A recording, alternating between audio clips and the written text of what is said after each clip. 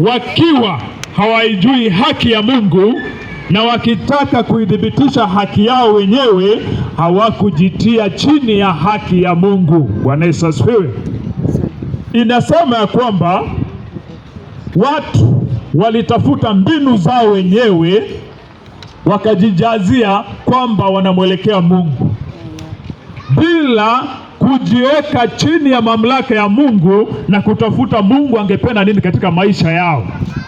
Mara mingi tunafanya jambo tukidhani kwamba tunafanya kulingana na mapenzi ya Mungu, bali Mungu yu mbali kabisa na sisi. Lazima tujidhibitishe, tujitie chini ya haki ya Mungu. Kujitia chini ya haki ya Mungu inamaanisha ya kwamba tunajisalimisha kwa amri za Mungu ambazo ameweka. Mungu angetaka tumfikie aje. Nimeanza na kusema ya kwamba Yesu ndiye njia, ukweli na uzima. Hakuna mtu anayefika kwa Baba kwa njia yoyote ile ila kupitia Yesu Kristo. Na ndio maana Ukristo tofauti na dini zote za duniani. Hakuna dini nyingine iko na mtu ama jambo la kumfikisha mwanadamu mbinguni, bali ni Ukristo peke yake. Na huu Ukristo tumeambia kwamba lazima tupitie kwa Yesu Kristo. Yeye ndiye Bwana na Mwokozi wa maisha. Hakuna mtu anayefika kwa Baba ila kupitia kwa Yesu Kristo. Hivyo ndiyo maneno Yesu alisema mwenyewe. Hakuna dini yoyote, hakuna mtu mwingine yoyote amesema kwamba anaweza kufikisha mbinguni. Nimesikia kuna dini zingine, kuna watu wanafuatwa, lakini fuata hizo dini utapata ya kwamba hakuna kati yao walisema kwamba hao ndiyo njia. Tutafuataje dini ambazo si njia ya kufikisha mbinguni? Tumepotea. Na ndio maana nawaita jioni ya leo tunamfuata Yesu Kristo kupokea haki kutoka kwa Mungu na kufikia Bwana Mungu kupitia Yesu Kristo ambaye ndiye njia, ukweli na uzima. Kwa hivyo lazima tujitie chini ya haki ya Mungu jioni ya leo. Chini ya haki ya Mungu ni kwamba tunaweka haki yetu kando, tunampokea Yesu Kristo kwa Bwana na Mwokozi wa maisha yetu. Yeye alikuwa mkamilifu, anatufanya kuwa haki. Tunapokea haki ya Mungu. Tunasema tumeokoka kwa sababu ni neema ya Bwana imetufikia na tumeikubali na tunaishi kulingana na mapenzi ya Mungu. Hiyo ndiyo haki itokayo kwa Mungu. Warumi 10:4 tunaendelea. Biblia inasema ya kwamba kwa maana Kristo ni mwisho wa sheria, ili kila aminie ahesabiwe haki. Wokovu ni kwa wote. Bwana Yesu asifiwe. Amen. Tunasema ya kwamba kabla Yesu Kristo tulikuwa na sheria ambazo zinajulikana kwamba kama sheria za Musa. Ukisoma kitabu cha Agano la Kale, Biblia, kulikuwa na sheria za Musa. Lakini Yesu alipokuja, sheria za Musa ziliweka kando. Si kwamba tutazifuata, ndiyo. Yesu alisema alikuja kuzidhibitisha katika maisha yetu. Christ came to fulfill the law of Moses. Na hivyo akatupa law moja dhabiti, kwamba hakuna mwanadamu anaweza fikia Mungu ila kumpitia Yesu Kristo kama njia, ukweli na uzima. So mwisho wa sheria ulifika wakati Yesu alikuja duniani na akatawala, na mpaka sasa anatawala. Ili amwaminie, Biblia inasema kwamba mstari wa 4, Romans chapter 10:4, ili kila aaminie ahesabiwe haki. Amen. Nimesema jioni ya leo tunahubiri kuhusu haki itokayo kwa Mungu. Na hii ndio haki tunapata kama wanadamu, kwamba tukiamini Yesu Kristo tunapata haki, tunafanyiwa wenye haki. Amen. Si matendo yetu tena inatuokoa, bali ni kumpokea Yesu Kristo tunakuwa wenye haki. Tukiamini Yesu Kristo jioni ya leo tutafanyiwa haki. Will be counted righteous before God. That's what the Bible says. Amen. mstari wa 5, Biblia inasema ya kwamba kwa maana Musa aliandika juu ya haki itokayo kwa sheria, ya kuwa mtu afanyaye hiyo ataishi kwa hiyo. Mstari wa 5, ningependa Mayafa nisome. Kwa maana Musa aliandika juu ya haki itokayo kwa sheria, ya kuwa mtu afanyaye hiyo ataishi kwa hiyo. Amen. Biblia inasema ya kwamba Musa aliandika sheria ambayo tunajua kwamba ni amri 10 za Mungu, kwamba yeyote afanyaye hiyo sheria ataishi kwa hiyo sheria. Tuendelee mstari wa 6. Bali ile haki ipatikanayo kwa imani yanena hivi, usiseme moyoni mwako, ni nani atakayepanda kwenda mbinguni? Yaani kumleta Kristo chini. Au ni nani atakayeshuka kwenda kuzimuni? Yaani kumleta Kristo juu kutoka kwa wafu. Lakini yanenaje lile neno ili karibu nawe, katika kinywa chako na katika moyo wako, yaani lile neno la imani tulilohubiriwa. Wacha tufike hapo wakati huu. Biblia inasema ya kwamba haki, watu waliishi kitambo kwa haki tokayo na sheria ya Musa, lakini Yesu alipokuja mpaka sasa tunaamini huyu Yesu, tunamfuata, na haki yetu tunaipata kwa imani ndani ya Yesu Kristo. Amen. Hii haki tunayopokea ni kwamba tukimshampokea Yesu Kristo anafanyika kuwa haki yetu. Amen. Na ni kwa imani hivyo tunafanyiwa wenye haki. Hallelujah. Na ni kwa imani tumeokolewa, si kwa nguvu zetu wala kwa matendo yetu. Amen. Bali hiyo haki tumepokea kwa kumkubali Yesu Kristo kuwa Bwana na Mwokozi wa maisha yetu. Amen. Kwa hivyo hatuishi tena kwa sheria kwamba nimefanya hili ni jambo jema ama lile nimefanya limempendeza Bwana. Hapana. Yes. Hatumpendezi Mungu kwa matendo yetu kibinafsi kama hatujajitia chini ya haki ya Mungu, vile tumesoma kutoka kitabu cha Warumi chapter 10. Na hivyo sasa tunapoendelea sasa, imetupasa kama wanadamu kujitia chini ya haki ya Mungu.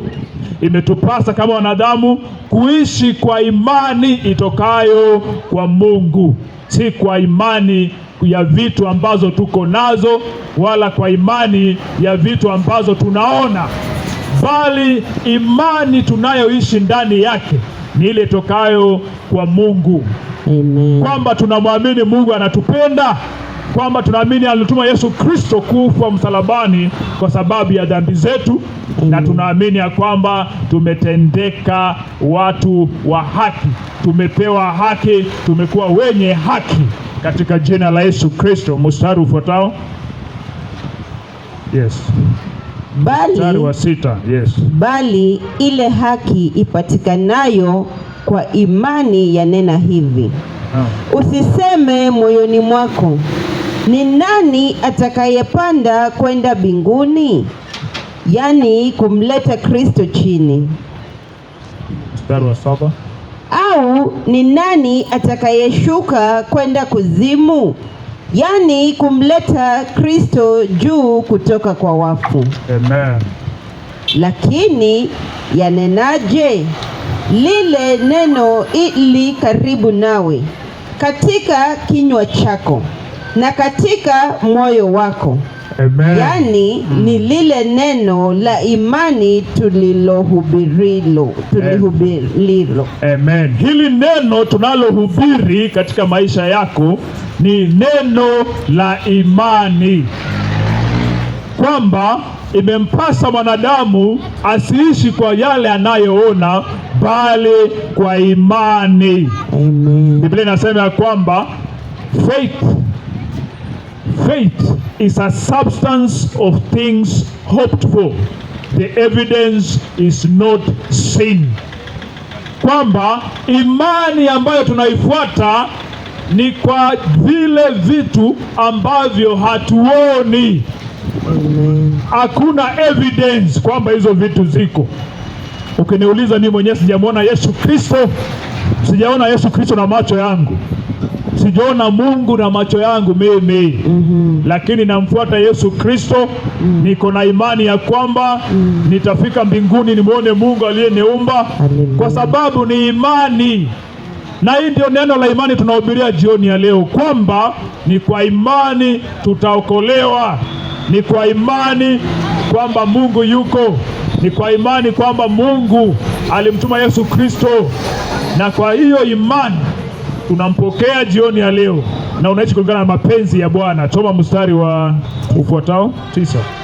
Kwa sababu ukimkiri Yesu kwa kinywa chako ya kuwa ni Bwana, na kuamini moyoni mwako ya kuwa Mungu alimfufua katika wafu, utaokoka. Amen.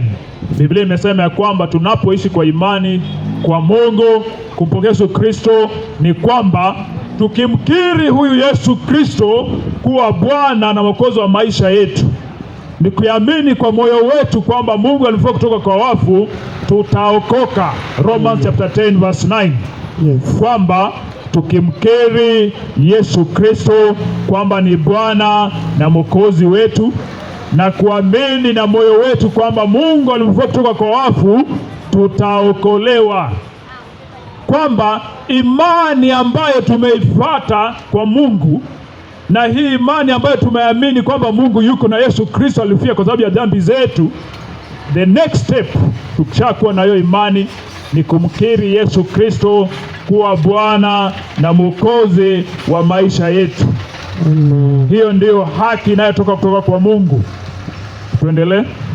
Kwa maana andiko la nena, kila amwaminie hata tahayarika. Kwa maana hakuna tofauti ya Yahudi na Myunani, maana yeye yule ni Bwana wa wote, mwenye utajiri kwa wote wamwitao.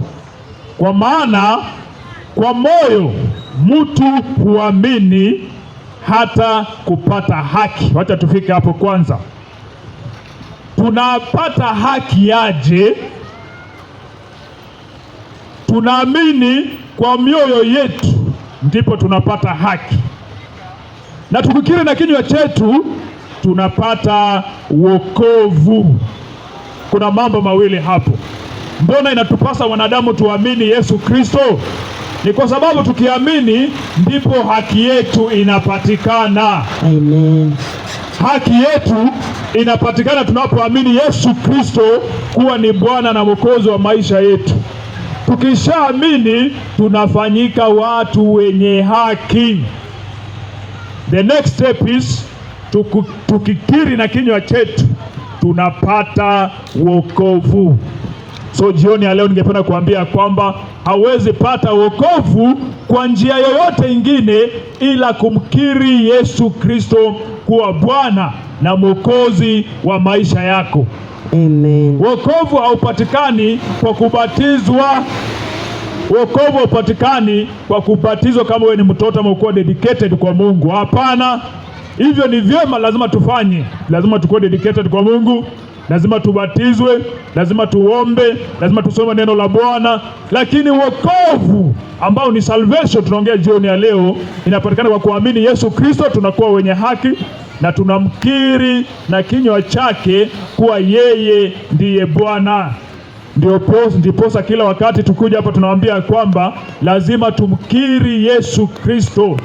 Lazima tuseme, Bwana Mungu, na kukubali kuja katika moyo wangu, uwe Bwana na Mwokozi wa maisha yangu, kwamba mimi bila wewe siwezi, nimekutenda dhambi, nisamehe, niishi kulingana na mapenzi ya Bwana. So wokovu unapatikana kwa kukiri na kinywa chetu, kulingana na Romans chapter 10 verse 10. Tukiamini tunapata haki kutoka kwa Mungu. Tukikiri na kinywa chetu tunapata wokovu. Mstari wa 13.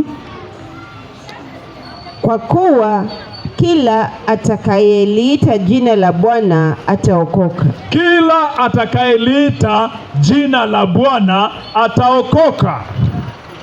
Tumesema la kwanza, tunapata haki kwa Mungu kwa kuamini Yesu Kristo. Tukishamwamini Yesu Kristo na kupokea hiyo haki, tunakiri Yesu Kristo na kinywa chetu kwamba ni Bwana na Mwokozi wa maisha yetu. Tunapata wokovu hivyo sasa. Mstari wa 13 umetuambia kwamba kwa kuwa kila atakayeliita jina la Bwana ataokoka. Kila atakayeliita jina la Bwana ataokoka. Tumemwambia kwamba Yesu ndiye njia, ukweli na uzima. Hakuna anayefika mbinguni kwa Baba ila kupitia Yesu Kristo. Hakuna mtu mwingine ambaye anayeweza kupeleka kwa Mungu, bali Biblia imesema kwamba njia ya pekee ni Yesu Kristo ambaye ni Bwana na Mwokozi wa ulimwengu. Amen. Na Biblia imetuambia sasa pia, yeyote atakayeliita jina la Bwana ataokoka. Bwana Yesu asifiwe. Amen. Kwamba hakuna ubaguzi nani ataokoka na nani hataokoka. Jioni ya leo nataka kuambia kwamba kama hujaokoka, ni wewe umeamua moyoni mwako usiokoke, bali Mungu angependa watu wote tuokoke. Jioni ya leo hakuna ubaguzi mbele za Bwana. Mungu habagui kulingana na tribe, wala kulingana na skin color, wala kulingana na country, bali ni mapenzi ya Mungu mwanadamu aokoke. Ukisoma mtandaoni utapata katika countries zenye si za Wakristo ambazo tunazijua kwamba wako na region zingine, Mungu anatokelezea kwa usingizi usiku ama mchana, wakitembea anajidhihirisha katika maisha yao kwamba yeye ndiye Yesu Kristo na wamfuate. Ningependa kusisitiza ya kwamba wakati huu ambao tunaoishi, kwamba Mungu amejidhihirisha katika maisha ya wanadamu kwa njia mingi, na Mungu atajidhihirisha kwako kulingana na vile unamtambua. Kama ungependa kutembea na Bwana, lazima tufuate haki ambayo inayotoka kwa Bwana. Ndio maana tulisoma kitabu cha Romans chapter 10 kwamba lazima mwanadamu ajitie chini ya haki ya Mungu, na ndio maana tunaongea kuhusu haki ya Mungu jioni ya leo. Amen. Tuendelee mstari wa 14, Romans chapter 10. Basi wamwitaje yeye asiyemwamini? Lazima tuamini Mungu kabla hatujamuita. Hawezi sema ninaomba Mungu kila asubuhi na jioni na sijaokoka. Haiwezekani. Lazima kwanza tujiweke ndani ya Mungu, chini ya miguu ya Mungu, ndiposa tuanze kuomba Mungu atusikie maombi yetu. Hatuwezi muita Bwana ambaye hatumjui. Tuendelee. Tena wamwaminije yeye wasiyemsikia? Utaamini Yesu aje na hujamsikia? Na ndio maana jioni ya leo nimekuja kukuambia kuhusu Yesu Kristo. Nimekuja kuambia kuhusu Yesu anaokoa. Nimekuja kuambia kwamba hakuwezi fika kwa Mungu ila kupitia Yesu Kristo. Yeye ndiye njia, ukweli na uzima. Ndio posa nimekuja jioni leo kuambia kwamba ukiita jina la Bwana utaokoka. Ukiamini kwa moyo wako unapata haki. Ukikiri na kinywa chako Yesu ni Bwana, unapata wokovu. Amen. Endelee. Tena wamsikiaje pasipo mhubiri? Ni mhubiri. Tuko hapa jioni ya leo, sisi wahubiri. Unasikia kuhusu Mungu kwa sababu sisi tunakuhubiria jioni ya leo. Hautapata excuse kusimama mbele ya Bwana useme kwamba hukusikia hii habari. Jioni ya leo hii habari itasimama kinyume nawe, kwamba uliambiwa ukweli wa Bwana lakini ukakataa. Jioni ya leo usiweke moyo wako uwe mgomo, bali kubali kumpokea Yesu Kristo kuwa Bwana na Mwokozi wa maisha yako. Tuendelee. Tena wahubirije wasipopokelewa? Kama ilivyoandikwa, ni mzuri kama nini mguu yao wahubirio habari ya wema. lakini si wote walioitii ile habari njema. Kwa maana Isaia alisema, Bwana, ni nani aliyeziamini habari zetu? Basi imani chanzo chake ni kusikia. Amen. Na kusikia huja kwa neno la Kristo. Amen. Tunaambiwa ya kwamba kulingana na neno la Bwana kwamba hauwezi amini kile ambacho hujasikia. Hauwezi sikia ila kwa kuambiwa. Na imani ambayo unaipata ni kutokana na kusikia neno la Bwana. Ningependa kuambia kwamba maandiko imekuwa fulfilled jioni ya leo machoni mwako na masikioni mwako, kwamba sisi tumekuja hapa kukuletea habari njema ya Yesu Kristo, kwamba leo umesikia neno la Bwana ambayo inaongea kuhusu haki tokayo kwa Mungu. Tumekuambia kwamba ukikiri na kinywa chako Yesu Kristo ni Bwana utapata wokovu. Ukiamini kwa moyo wako unafanywa kuwa mwenye haki. Na imani inakuja kutokana na nini? Kusikia, na si kusikia tu, kusikia neno la Bwana. Neno la Bwana, nilipokuwa hapa wakati mwingine niliongea kuhusu ya kwamba neno la Bwana linapatikana kwa Biblia. Biblia ndiyo sheria ambayo tumepewa na Mungu kutoka kitabu cha Mwanzo hadi kitabu cha Ufunuo. Hiyo ndiyo sheria tunayofuata. Hatufuati wanadamu. Usifuate mtu, usifuate mwanadamu, usingoje kuambiwa kuhusu jambo fulani. Enda kwa Biblia, soma Mungu alisema nini kuhusu jambo fulani katika maisha yetu. Nilipokuwa hapo juzi niliongea kuhusu kufanya maamuzi katika maisha yetu. Kama jamii zetu tutazilea aje kuhusu kulingana na mipango ya Mungu. Nikawaambia kwamba kila suluhisho la hii dunia liko katika neno la Bwana ambayo ni Biblia. Unapotaka ushauri kuhusu utalea watoto aje, liko kwa neno la Bwana kwa Biblia. Ukitaka kuoa, kufanya ndoa, Mungu ameandika kuhusu nini kutoka kwa Biblia. So jioni ya leo tunapoamini Yesu Kristo kuwa Bwana na Mwokozi wa maisha yetu na kuokoka kwa imani, lazima tujue kwamba imani yetu hatutaijenga kwa msingi wengine wowote ule, bali msingi ni Yesu Kristo. Na huu msingi wa Yesu Kristo unapatikana katika neno la Bwana ambayo ni Biblia. So Biblia ndiyo msingi wa Mungu. Biblia ndiyo msingi wa Yesu Kristo na ndiyo msingi wetu kama tunaofuata Mungu katika jina la Yesu Kristo. Tutajenga imani yetu aje? Lazima tusome neno la Bwana kila wakati. Hivyo ndivyo tutajenga neno la Bwana. Lakini inasema, je, wao hawakusikia? Naam, wamesikia. Yes. Sauti yao imeenea duniani mote. Na maneno yao hata miisho ya ulimwengu. Lakini mnasema, je, Waisraeli hawakufahamu? Kwanza Musa alinena, nitawatia wivu kwa watu ambao si taifa, kwa taifa lisilo na fahamu nitawaghadhabisha. Amen. Na Isaia anao ujasiri mwingi. Asema, nilipatikana nao wasionitafuta, nilidhihirika kwao wasioniulizia. Lakini kwa Israeli asema, yes, mchana kutwa waliwaonyesha mikono watu wasiotii na Wakadia. Amen. Amen.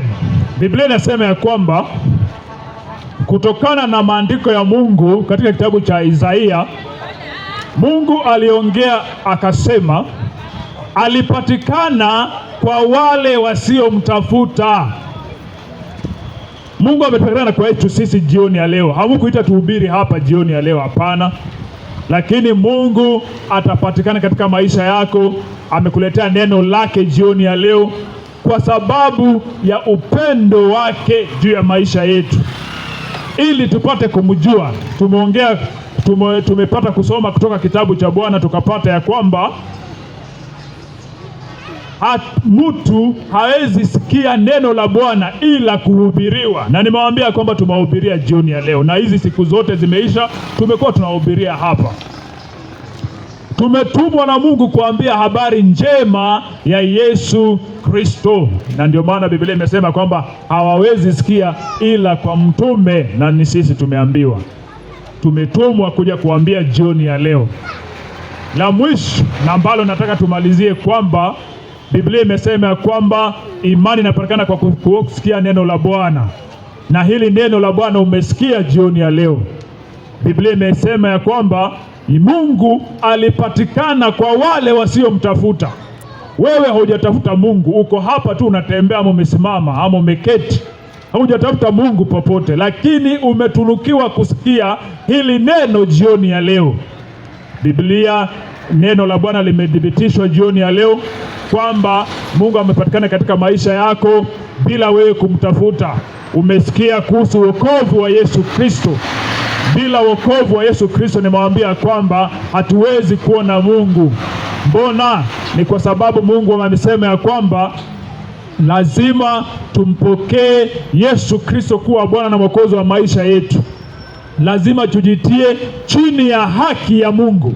Na hii haki ya Mungu ni gani? Tunapomaliza, haki itokayo kwa Mungu ni kwamba lazima tuamini Yesu Kristo kuwa Bwana na Mwokozi wa maisha yetu. Hilo ndilo jambo la kwanza, na nimesema ya kwamba kuamini Yesu Kristo kuwa Bwana na Mwokozi wa maisha yetu ni kwa sababu Yesu ndiye njia, ukweli na uzima.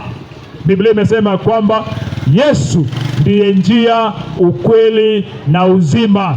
Hakuna atakayefika kwa Baba ila kwa Yesu Kristo. Yeye ndiye njia pekee ya mbinguni. Cha pili, nimesema ya kwamba tukishaamini tunakiri, inatupasa tukiri Yesu Kristo kuwa Bwana na Mwokozi wa maisha yetu. Nimesema ukiamini Yesu Kristo unafanyiwa mwenye haki, unapata haki itokayo kwa Mungu. Alafu ukikiri unapata wokovu. Ndio maana nimesema jioni ya leo hauwezi pata wokovu kwa njia nyingine yoyote ila kwa kukiri Yesu Kristo kuwa ni Bwana na Mwokozi, kukitumia kinywa chako wewe mwenyewe. Mdomo wako lazima ukiri. Ndio maana kila wakati wahubiri wanakuambia kwamba kubali Yesu Kristo na useme maneno haya nyuma yangu. Sema, Bwana Yesu, nimekukubali uwe Mungu na Mwokozi wa maisha yangu. Hatujafomu haya maneno sisi wenyewe, ni Mungu amesema kwa Biblia, kwa neno lake, kwamba lazima mwanadamu akiri Yesu Kristo kuwa Bwana na Mwokozi wa maisha yake. Unapokiri Yesu kuwa Bwana na Mwokozi wa maisha yako, unapata wokovu, na huu ndio wokovu utokao kwa Bwana. La tatu na la mwisho, ningependa kuhimiza ya kwamba lazima tumtafute Bwana na njia zake, tutembee kuishi kwa njia za Mungu, tupate mapenzi ya Mungu ni nini katika maisha yetu. Ndio maana nikakwambia kwamba lazima tusome Biblia. Mungu angetaka maisha yetu yawe aje? Tukishafanya mambo haya matatu, tutakuwa wenye haki mbele ya Mungu. La kwanza, kujitia kwa haki ya Mungu. Haki ya Mungu ni nini? Kumpokea Yesu Kristo kuwa Bwana na Mwokozi wa maisha yetu. Na la tatu, kutembea kuishi katika njia za Mungu, na Mungu atatubariki. Amen. Amen. Kwa hivyo sasa lazima tuwapatie fursa ya kumpokea Yesu Kristo kuwa Bwana na Mwokozi wa maisha yetu. Nilianza na kusema ya kwamba kupokea Yesu Kristo ni kukubali haki ya Mungu, kwamba hautajipigania vita zako wewe mwenyewe, bali unamwachia Mungu akupiganie vita zako. Ningependa ya kwamba ujue Mungu anatupenda sana, na nikasema ya kwamba nikianza dunia hii ni ya Mungu na vilivyomo vyote vinavyoonekana na visivyoonekana ni vya Mungu, lakini shetani ndiye anatawala dunia. Ukiona watu wanahangaika, watu wanalala njaa, watu wanahuzunika, watu ni wagonjwa, si mpango ya Mungu watu wateseke, bali ni shetani ametawala dunia.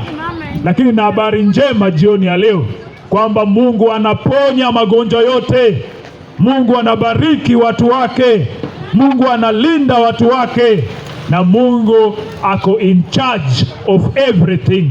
His power is powerful this evening. Whatever the circumstances surrounding you, understand that God is in control and God is in charge. Bwana Yesu asifiwe. Amen. Kubali kupeana roho yako kwa Mungu. Okoka jioni ya leo. Dakika moja hivi ningependa kualika my wife apate kukuongoza. Wokovu ni nini?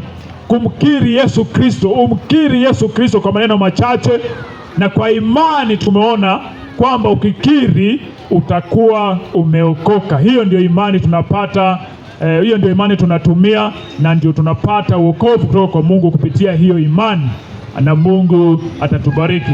Na alika my wife aongoze kwa kutubu dhambi na kuokoka, na tutamaliza kwa kuombea wagonjwa na Mungu atatubariki. Amen. Hallelujah. Wale mngetaka kuokoka, naomba ukainue mkono wako mahali ulipo. Usiogope na uombe nami kwa sauti.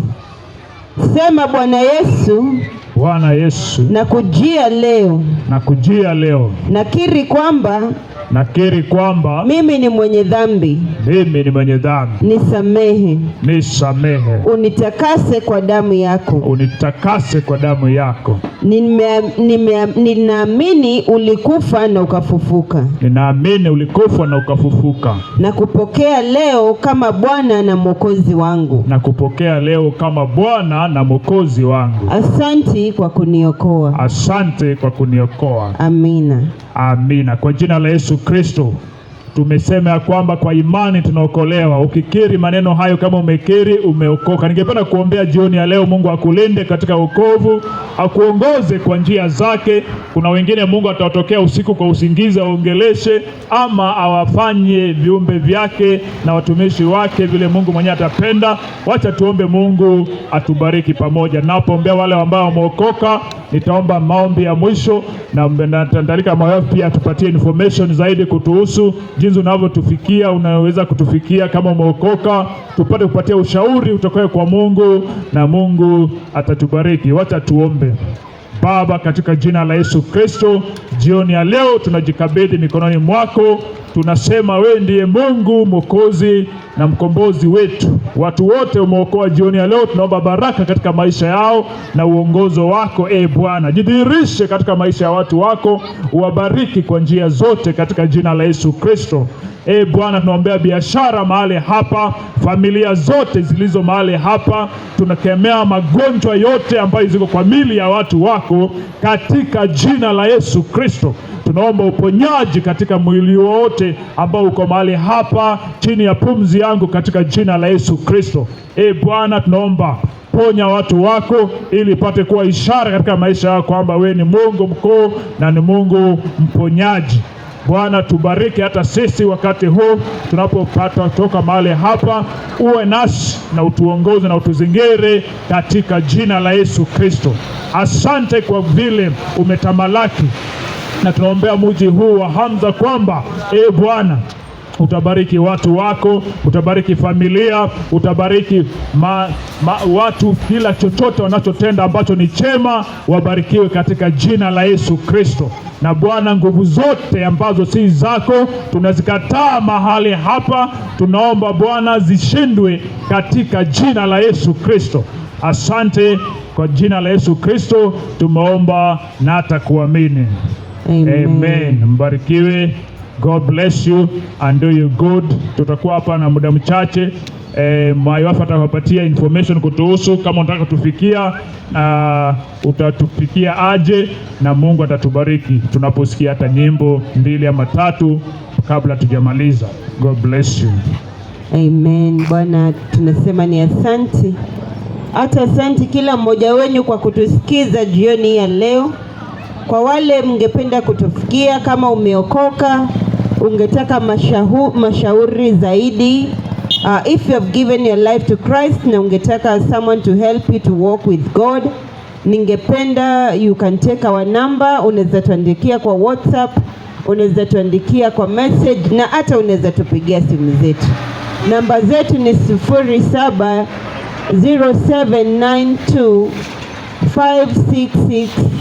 0792566597. Namba zetu za simu ni 0792566597. Ile hiyo ndo namba yetu, in case you want to bless our ministry. That's our number, 0792566597. Bwana wabariki na watende mema.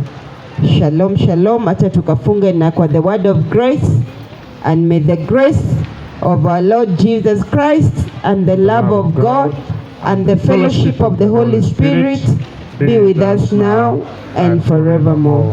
Amen.